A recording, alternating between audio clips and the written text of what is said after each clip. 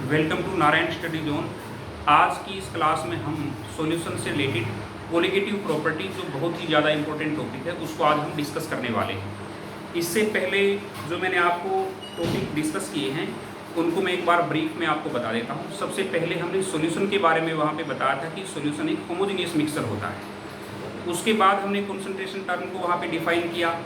फिर उसके बाद solubility of solid in liquid उसको हमने डिस्कस किया। और उसके ठीक बाद हमने solubility of gas in liquid जिसको हम हेनरीज लॉ की फॉर्म में हम डिफाइन करते हैं उसको हमने एक्सप्लेन किया।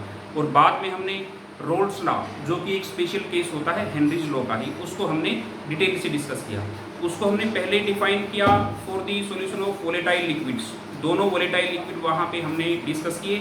फिर एक अगर हम नॉन वोलेटाइल सोल्यूट अगर ले लेते हैं और वोलेटाइल सॉल्वेंट लेते हैं उस केस को भी हमने डिस्कस किया। तो आज हम जो टॉपिक ऐसा डिस्कस करेंगे जो कि कहीं ना कहीं रोल्स लॉ से ही रिलेटेड होगा। जिस स्टूडेंट को रोल्स लॉ की प्रॉपर अंडरस्टैंडिंग नहीं होगी उसको इसमें प्रॉब्लम जरूर आएगी, ये आप ध्यान रखना। एक बार मैं ब्रीफ में आपको बता देना चाहता हूँ कि रोल्स लॉ का कौन सा कंसेप्ट हमें यूज करना है और पूरी कोलिगेटिव प्रॉपर्टीज को कौन सा कंसेप्ट ऐसा होगा जो अफेक्ट करेगा। सबसे पहले आप ये देखो, यहाँ पे एक डायग्राम मैं आपको बना के दिखाऊंगा। देखो, जैसे अगर हम कोई इस टाइप से कोई कंटेनर ले लेते हैं यहाँ पे, या आप बीकर कह सकते हो।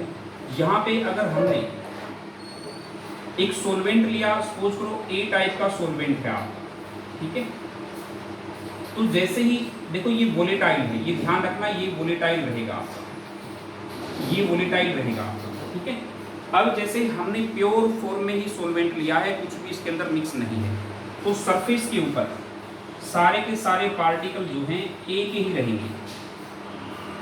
तो सरफेस के ऊपर सारे के सारे पार्टिकल एक ही रहेंगे और सारे के सारे वेपर आपके एक ही बनेंगे, ठीक है। इस कंसेप्ट को आप माइंड में रखो। लेकिन जैसे ही मैं ऐसा ही बीकर लेता हूं और उसके अंदर वहां पे उसको भी कवर कर देता हूं और वहां पे ए के साथ, ए तो आपका है ही, उसके साथ बी, बी क्या है यहाँ पे आपका नॉन वोलेटाइल सोल्यूट। बी क्या है यहाँ पे, बी, जो बी आपका रहेगा वो है non volatile solute, non volatile solute रहेगा ये आपका, ठीक है। और ए क्या है यहाँ पे आपका वोलेटाइल सोल्वेंट, वोलेटाइल सोल्वेंट। देखो, अब यहाँ पे आपको ध्यान रखना है कि यहाँ पे भी देखो मैं सरफेस को शो कर रहा हूँ। अब यहाँ पे सरफेस पे कुछ पार्टिकल ए के रहेंगे और कुछ पार्टिकल आपके बी के रहेंगे, कुछ ए के रहेंगे और कुछ बी के पार्टिकल रहेंगे। आप ये देखो, यहाँ पे ज़्यादा वेपर प्रेशर रहेगा या वेपर प्रेशर इस केस में ज़्यादा रहेगा। आपको ये ध्यान रखना है कि वेपर प्रेशर यहाँ पे ज़्यादा रहेगा क्योंकि पूरे सरफेस के ऊपर एक ही पार्टिकल बिखरे हुए हैं, वही फैले हुए हैं और हर पॉइंट से वहाँ पे वेपर बन के उठेंगे।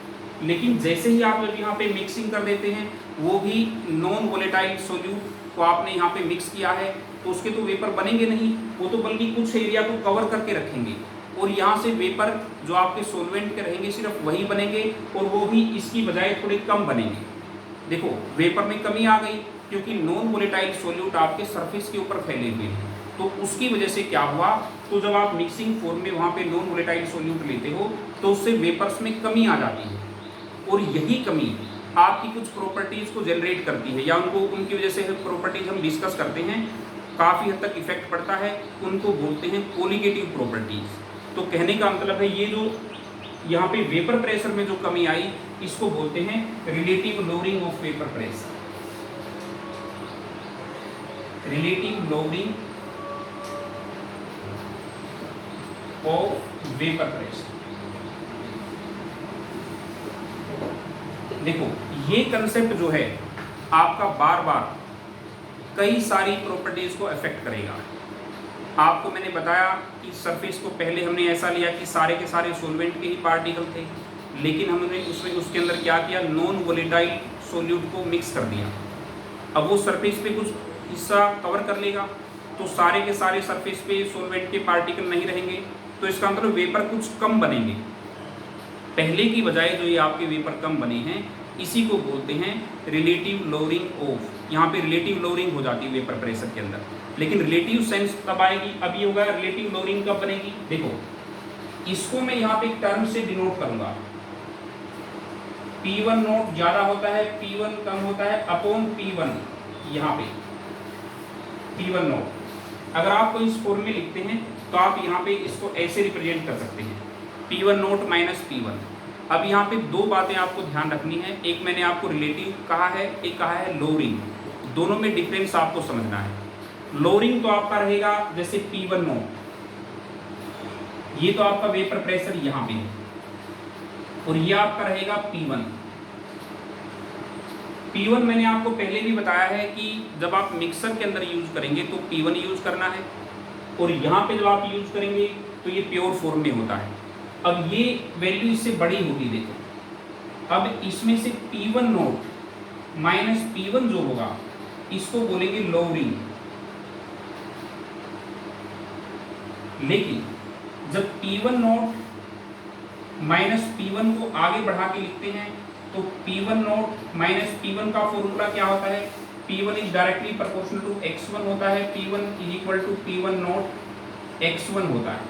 तो यहाँ पे P1 नोट x1 जब हम लिखेंगे तो यहाँ पे देखो P1 नोट कॉमन आ रहा है आपका, और 1 माइनस x1, ठीक है।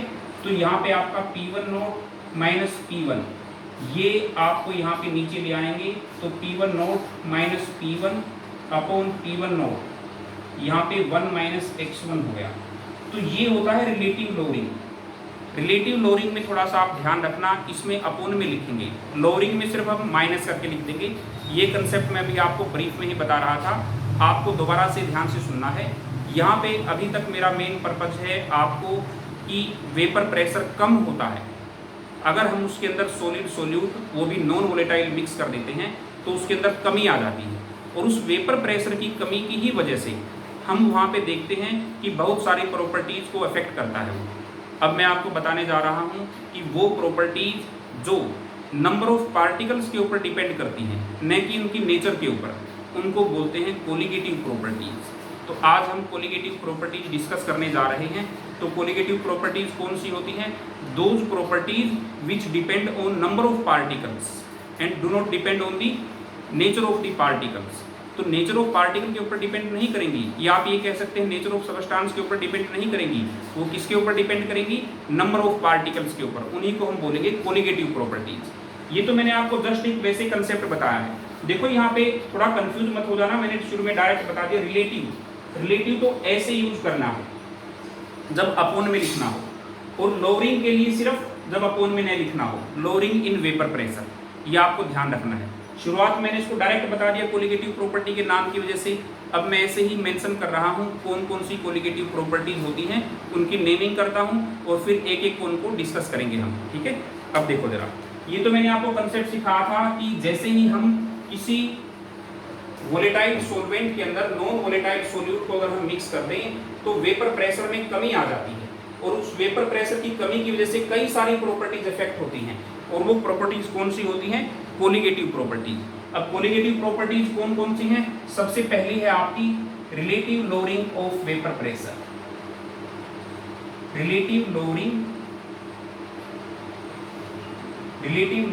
Of vapour pressure. और सेकंड आपकी कोलिगेटिव प्रॉपर्टीज रहेगी elevation in boiling point. Elevation in boiling point. और आपकी थर्ड रहेगी depression in freezing point. Depression in freezing point, ठीक है। और लास्ट में आप क्या डिफाइन करेंगे? Osmotic pressure. ऑस्मोटिक प्रेशर या बायो में भी इसके बारे में ऑस्मोसिस का जिक्र आता है, ऑस्मोटिक प्रेशर, ये हम स्टडी करने वाले हैं। अब देखो, इनमें सबसे पहले हम रिलेटिव लोअरिंग की बात करेंगे, और इसी को हम एक्सप्लेन करने जा रहे हैं। मैं इनको इरेज कर देता हूं। देखो, पहले हम डिस्कस करेंगे यहाँ पे relative lowering of vapour pressure. अब देखो जरा, यहाँ पे मैंने आपको बताया था वी नो, अभी कुछ देर पहले हमने डिस्कस किया था P1 naught is greater than P1। P1 note क्या होता है? Vapour pressure of solvent. Solvent कैसा है? Volatile in pure form. और P1 क्या है आपका? P1 आपका रहेगा यहाँ पे पार्शियल वेपर प्रेशर, जब इसमें कुछ आप मिक्स कर देते हैं, ठीक है। ये होगा आपका पार्शियल वेपर प्रेशर। ये पार्शियल वेपर प्रेशर रहेगा, partial vapour pressure of solvent when solute is mixed. तो इसमें सोल्यूट आपका मिक्स्ड होता है और नॉन वोलेटाइल होता है सोल्यूट। तो हम क्या करेंगे? P1 note minus P1 is equal to, देखो using Rolle's law, Rolle's law, इस पे ध्यान रखना। यूजिंग रोल्स लॉ हम कैसे करेंगे? P1 note minus P1 is equal to P1 note minus P1 की जगह क्या लिखेंगे? P1 नोट x1, यहाँ भी साइड में मेंशन कर देता हूँ। P1 is directly proportional to x1, P1 is equal to P1 naught x1, ठीक है। ये आपको पता ही होगा, ये हम रोल्स लॉ में यूज करते थे ये वाला रिजल्ट। तो यहाँ से देखो जरा, P1 note minus P1 is equal to P1 naught को हमने यहाँ पे कॉमन निकाला, 1 माइनस x1 बन गया, ठीक है। ये आपको ध्यान रखना है। अब जरा देखो यहाँ पे, देखो एक पॉइंट ध्यान रखना, x1 क्या है? मोल फ्रैक्शन ऑफ सोलवेंट। x1 क्या रहेगा यहाँ पे? वह x1 क्या है? मोल फ्रैक्शन ऑफ सोलवेंट, ठीक है। अब देखो धीरे धीरे, अभी तक तो है ये लोअरिंग। अगर P1 नोट माइनस P1 है, इसको बोलेंगे, देखो यहाँ पे दोबारा लिख देता हूं। अगर P1 नोट माइनस P1 है लिखा, ये है लोअरिंग ऑफ वेपर प्रेशर, ठीक है। लेकिन P1 note minus P1 upon P1 not आ जाए, उसको बोलेंगे रिलेटिव लोअरिंग। शुरू में मैंने आपको बहुत डिटेल से नहीं बताया था ये, उसमें डायरेक्ट मैंने रिलेटिव प्रॉपर्टी को माइंड में रखते हुए लिख दिया था। लेकिन ये कंफ्यूजन अगर आपको हो तो उसको ध्यान से सुन लो। P1 नोट माइनस P1 तो है लोअरिंग ऑफ वेपर प्रेशर, लेकिन P1 note minus P1 upon P1 note लिखा हो, उसको आपको रिलेटिव लोअरिंग बोलना है। तो यहाँ पे दो टर्म है, लोअरिंग ऑफ वेपर प्रेशर और एक होता है relative lowering of vapour pressure. शुरू में आपको कंफ्यूजन हुआ होगा, वो मैंने लिखा था कोलिगेटिव प्रॉपर्टीज को ध्यान में रखते कि पहली जो कोलिगेटिव प्रॉपर्टी आपकी होती है वो होती है relative lowering of vapour pressure. अब यहाँ पे आपको डिस्टिंक्शन करके रखना है, लोअरिंग ऑफ वेपर प्रेशर का मतलब है P1 नोट माइनस P1, और रिलेटिव लोअरिंग अब लिखने जा रहा हूँ। देखो इसको नीचे ले आओ, तो P1 note minus P1 upon P1 note, ये है रिलेटिव लोअरिंग, इसको बोलेंगे रिलेटिव लोअरिंग। ये होगा आपका relative lowering, relative lowering of vapour pressure, ठीक है। और ये क्या आ गया? 1 माइनस x1 को आप क्या लिख सकते हैं? x2। क्यों? क्योंकि आपको पता है x1 plus x2 mole fraction of solvent plus mole fraction of solute is equal to 1। तो दिस इंप्लाइज यहाँ पे 1 माइनस x1 क्या हो गया? x2। तो ये क्या हो गई? Mole fraction of solute, mole fraction of solute. तो आपने देखा relative lowering of vapour pressure में, आपने देखा relative lowering of vapour pressure is equal to mole fraction of the solute. इसके ऊपर डिपेंड करेगी, क्योंकि आप जितने ज़्यादा सोल्यूट वहाँ पे पार्टिकल मिक्स करेंगे उतना ही वेपर प्रेशर कम हो जाएगा। अगर वो कम मिक्स करेंगे तो वेपर प्रेशर कम होगा, और वरना ज़्यादा कम होगा जब आप उसमें ज़्यादा सोल्यूट पार्टिकल मिक्स कर दें, क्योंकि वो सरफेस एरिया को कवर कर जाएंगे। अब इसको मैं थोड़ा आगे मेंशन कर देता हूँ, ये रेज कर दूँ साइड वाला पार्ट, ठीक है, इसको रेज कर देता हूँ। तो यहाँ पे देखो थोड़ा सा मैं आगे यहाँ पे मेंशन कर दूंगा, वो वाला आप नोट कर लो। यहाँ पे इसका मैं आगे नोट करवाने वाला हूँ मेन पार्ट। अब यहाँ पे देखो मैंने इसको छोड़ दिया है।